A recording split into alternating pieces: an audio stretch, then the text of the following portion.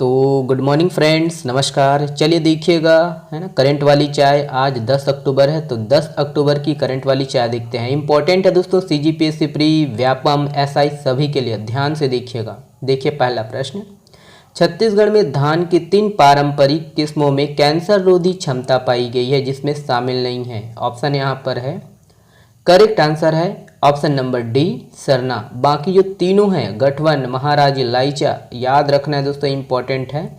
चलिए इसके संबंध में डिटेल देखते हैं। देखिए कि छत्तीसगढ़ में धान की 3 पारंपरिक किस्मों में कैंसर रोधी क्षमता पाई गई है और इसकी गठवन, महाराजी और लाइचा किस्मों में फेफड़े व स्तन कैंसर की कोशिकाओं को खत्म करने के गुण मिले हैं। देखिए, भाभा एटॉमिक रिसर्च सेंटर और इंदिरा गांधी कृषि विश्वविद्यालय ने मिलकर धान की इन प्रजातियों के औषधीय गुणों का अध्ययन करने के लिए चूहों पर प्रयोग किया, जो कि सफल रहा है। देखिए, कृषि वैज्ञानिकों के अनुसार इन प्रजातियों में धान की भूसी में कैंसर रोधी तत्व मिले हैं जो कि शरीर के सूजन को कम करने में उपयोगी होते हैं, याद रखना है।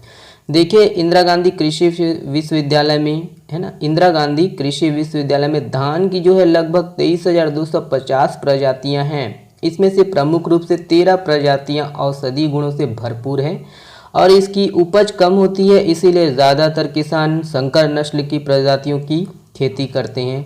अब इम्पोर्टेंट ये है, ये वाला ध्यान दीजिएगा कि छत्तीसगढ़ की प्रमुख औषधीय धान मेडिसिनल राइस की किस्मों में गठवन, भेजरी, आलवा, लाइचा, रेसारी, नागकेशलर, काली मूंछ, महाराजी, बायशूर और करहनी, ये आदि शामिल है। ठीक है, याद रखना है। अब देखिए यहाँ पर जो और भी है, इंपॉर्टेंट है, सीजीपीएससी प्री व्यापम में पूछता है दोस्तों कि निम्नलिखित में से कौन सी धान की किस्म नहीं है। तो देखिए, छत्तीसगढ़ में मुख्यतः जो है सरना, है ना, स्वर्णा को सरना बोलते हैं ना, सरना बोए हों, महामाया, बमलेश्वरी, दंतेश्वरी, पूर्णिमा, क्रांति, IR 64, IR 36, HMT, आनंदा, सफरी, सफरी 1010, ये मोटा धान है, इंदिरा 9, दुबराज, विष्णुभोग, बादशाह भोग, जमा फूल इत्यादि किस्म के धान उत्पादित किए जाते हैं। और हमन अपन खेत में 1010 बोए हैं। ठीक है, आप लोग बताइएगा। ओके, चलिए देखिएगा, ये है अगला प्रश्न। देखिए, गुजरात में आयोजित हो रहे 36वें राष्ट्रीय खेल में सॉफ्ट टेनिस स्पर्धा के महिला वर्ग में छत्तीसगढ़ को कौन सा पदक मिला है। ऑप्शन यहाँ पर है और करेक्ट आंसर है ऑप्शन नंबर सी, सही आंसर है, कांस्य मिला है। ध्यान दीजिएगा, देखिएगा कि गुजरात में आयोजित हो रहे 36वें राष्ट्रीय खेल के दौरान छत्तीसगढ़ के हिस्से में एक और पदक आया। सॉफ्ट टेनिस स्पर्धा के महिला वर्ग में छत्तीसगढ़ को कांस्य पदक मिला है। सॉफ्ट टेनिस स्पर्धा के अंतर्गत महिला वर्ग का सेमीफाइनल मैच खेला गया और जिसमें छत्तीसगढ़ के हिस्से वही कांस्य पदक आया है। चलिए अगला प्रश्न है। देखिए, निम्नलिखित में से किस जिले में इमली प्रसंस्करण संयंत्र का शुभारंभ किया गया। तो देखिए, ऑप्शन नंबर, है ना, फेमस है इमली के लिए, ऑप्शन नंबर डी है, बस्तर। ठीक है, देखिए ये बस्तर जिला है ना। तो बस्तर जिला कौन कौन से जिलों से लगा हुआ है, इसको भी आप देख लीजिए, इंपॉर्टेंट है। मैप के माध्यम से बनाने का मकसद वही होता है ताकि आपके मेमोरी में सुबह सुबह चाय जो है जल्दी अपलोड हो।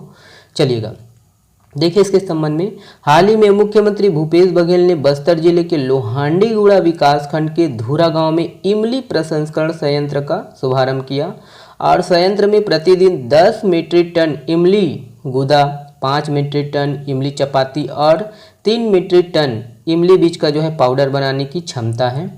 और ये जो संयंत्र है सभी आधुनिक सुविधाओं के साथ PEB और पफ पैनल में कुल निर्माण के 35,000 वर्ग फीट के साथ 2 एकड़ में फैला हुआ है। ठीक है, ये है, इसको पढ़ लीजिए, मैं शामिल तो किया हूँ। ठीक है, इसको आप ध्यान से पढ़ लीजिए। देखिए मैं ही पढ़ देता हूँ। देखिए, खाद्य प्रयोगशाला का निर्माण जो है किया गया है और इसके साथ ही उपकरणों के तौर पर प्रीमियम गुणवत्ता वाले स्टील का उपयोग किया गया और यहाँ FSSAI के सभी मानदंडों का कड़ाई से पालन किया जाएगा। यह संयंत्र पूरी तरह से स्वचालित है। पावर बैकअप, निर्बाध निर्माण के लिए मैनुअल मोड में काम करने का जो प्रावधान है। ओके, चलिए नेक्स्ट देखिएगा। देखिए, 37वें राष्ट्रीय खेलों का आयोजन कहाँ होगा, देख लीजिए, यहाँ पर ऑप्शन है, करेक्ट आंसर है ऑप्शन नंबर बी, सही आंसर है दोस्तों, गोवा। याद रखिएगा, गोवा, मैं कभी गया नहीं हूँ, गोवा है ये। देखिएगा कि इसके संबंध में 37वें राष्ट्रीय खेलों का आयोजन गोवा में होगा और गोवा सरकार ने इसे सैद्धांतिक मंजूरी दे दी है और आयोजन जो है अक्टूबर 2023 में होगा, ध्यान रखिएगा। और पहली बार जो है वो माफ़ करिए, देखिए राष्ट्रीय खेल जो है आखिरी बार 2015 में केरल में खेले गए थे, केरल में हुए थे। अब देखिए दोस्तों 36वें जो राष्ट्रीय खेल है इसके बारे में थोड़ा डिटेल है ना, लगभग समाप्त होने वाला है। आयोजन कब है ना, कब से कब, 29 सितंबर से 12 अक्टूबर, याद रखना है।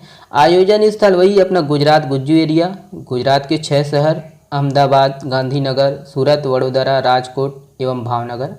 शुभंकर याद रखना है सावज, जो कि एक गुजराती शब्द है, ठीक है, जिसका अर्थ होता है सावक या शेर, ठीक है, याद रखना है। और थीम एक भारत श्रेष्ठ भारत। वहीं दोस्तों लोगो याद रखिए, सरदार वल्लभ भाई पटेल जी की स्टैच्यू ऑफ यूनिटी और गिर के एशियाई शेर। कुल खिलाड़ी 26 राज्यों के 8 केंद्र शासित प्रदेशों के, देखिएगा है ना, 7,000 लगभग 7,000 खिलाड़ी भाग लिए और छत्तीसगढ़ से 172 खिलाड़ी भाग लिए हैं। नया खेल जोड़े गए हैं दोस्तों, इसको खेल की श्रेणी में लाए गए हैं, योगासन और मलखम को जोड़ा गया है। कुल इवेंट 36 स्पोर्ट्स इवेंट हुआ है। ओके, चलिए देखिए ये वाला प्रश्न इंपॉर्टेंट है, ध्यान दीजिएगा। देखिए मुरिया विद्रोह के जननायक झाड़ा सिरहा की प्रतिमा का अनावरण कहाँ किया गया है, कहाँ किया गया है, देख लीजिए। ऑप्शन नंबर सी सही है, बस्तर, याद रखना है बस्तर जिला को, देख लीजिए। तो देखिएगा दोस्तों कि बस्तर जिले सिरहासार भवन के समीप, बस्तर जिले के जो सिरहासार भवन के समीप शहीद स्मारक परिसर में मुरिया विद्रोह के जननायक झाड़ा सिरहा की आत्मकश मूर्ति का अनावरण किया गया।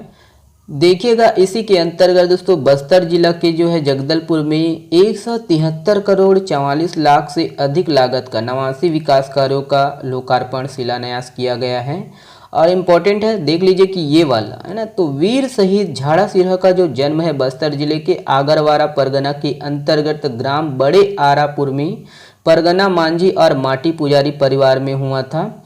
वे बहुमुखी व्यक्तित्व के धनी थे। वे जड़ी बूटियों के जानकार, कुशल नेतृत्वकर्ता और प्रभावशाली व्यक्तित्व के धनी थे, पूछ सकता है एग्जाम में। और उनके इन्हीं गुणों के कारण उन्हें 1876 में हुए मुरिया विद्रोह में नेतृत्व किया, ठीक है। देख लीजिए मुरिया विद्रोह के बारे में थोड़ा डिटेल है ना, ऑप्शन पॉइंट में है। 1876 में यह विद्रोह हुआ था। शासक कौन थे उस समय, तो भैरम देव थे और स्थान बस्तर में। नेतृत्वकर्ता वही अपना झाड़ा सिरहा जी। देख लीजिए कि प्रतीक चिन्ह के रूप में आम वृक्ष की टहनी का प्रयोग किया गया है और उपनाम, इसी विद्रोह को बस्तर विद्रोह कहते हैं और इसी विद्रोह को बस्तर का स्वाधीनता संग्राम कहते हैं, ठीक है। और ये वाला प्रश्न आप लोगों के लिए है, माँ रणेश्वर रामचंडी मंदिर छत्तीसगढ़ के किस जिले में स्थित है, ठीक है।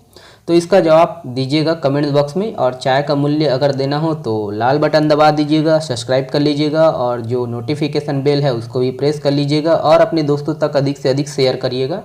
चलिए बहुत बहुत धन्यवाद वीडियो को देखने के लिए, शुक्रिया।